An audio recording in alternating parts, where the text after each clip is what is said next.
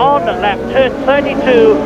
The glamour, the colour and the heady excitement of speed and noise bring the aficionados and the jet set to the Principality in their thousands to savour a unique spectacle. Going magnificently is Marc Surer.